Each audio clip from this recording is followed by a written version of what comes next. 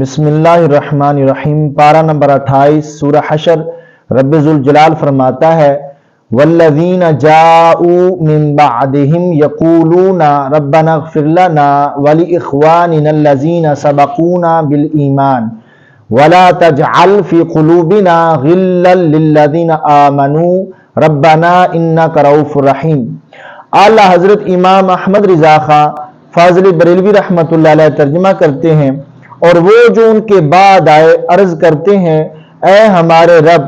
ہمیں بخش دے اور ہمارے بھائیوں کو جو ہم سے پہلے ایمان لائے، اور ہمارے دل میں ایمان والوں کی طرف سے کینہ نہ رکھ، اے ہمارے رب بے شک تو ہی نہایت مہربان رحم والا ہے۔ اس آیت میں رب ذوالجلال نے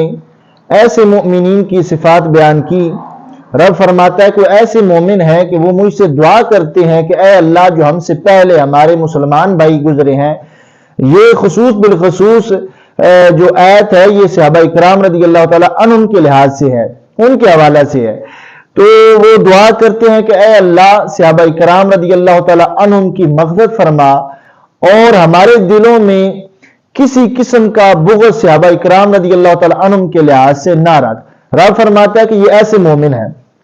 سید محمد نعیم الدین مراد آبادی رحمۃ اللہ علیہ اس آیت کی تفسیر کرتے ہیں۔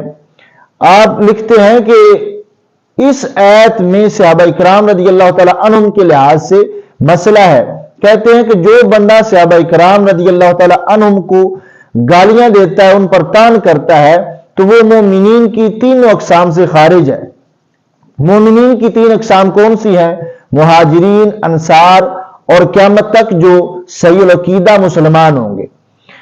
تو آپ فرماتے ہیں کہ وہ مومنین کی تینوں اقسام سے خارج ہے،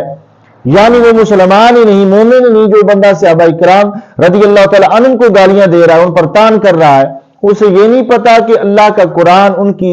شان سے بھرا پڑا ہے، ان کی عظمتوں سے بھرا پڑا ہے، رسول اکرم صلی اللہ علیہ وسلم نے ان کو کتنا مقام دیا ہے اور ان کا کتنا مقام و مرتبہ جو ہے لوگوں کو بتایا ہے، تو اسے یہ پتہ ہی نہیں۔ تو وہ صحابہ اکرام رضی اللہ تعالیٰ عنہم کو گالیاں دے کر قرآن کو گالیاں دیتا ہے، وہ صحابہ کو گالیاں دے کر رسول پاک صلی اللہ علیہ وسلم کے فرمان کو گالیاں دیتا ہے، تو رب فرماتا ہے کہ وہ یعنی اچھے مومن جو ہے سچے مومن، ان کی رب ذوالجلال نے بتائی شان بتائی، فرمایا کہ ایسے مومن ہے وہ مجھ سے دعا کرتے ہیں کہ یا اللہ صحابہ کے لحاظ سے ہمارے دلوں میں بغض نہ رکھ۔ تو اسی آیت کی تفسیر کرتے ہوئے پیر محمد کرم شاہ الازہری نے لکھا کہ یہ جو رافضی ہیں یہ یہود و نصارہ سے بھی ایک قدم آگے ہیں۔ کس طرح یہود و نصارہ سے بھی ایک قدم آگے ہیں؟ کہتے ہیں کہ یہود سے پوچھا جائے نا کہ تمہاری ملت میں یعنی تمہاری امت میں سب سے افضل لوگ کون ہیں، تو وہ کہیں گے اصحاب موسیٰ علیہ السلام، یعنی جو موسیٰ علیہ السلام کے صحابی تھے وہ ہماری ملت میں ہماری امت میں سب سے افضل ہیں۔ آگے لکھتے ہیں کہ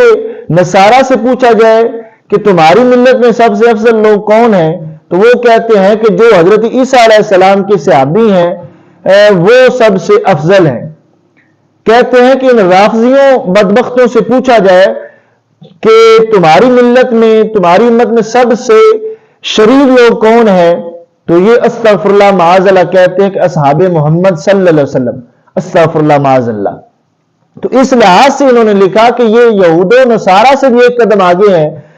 تو یہ کتنے احمق اور بے وقوف ہیں، انہیں حیا نہیں کہ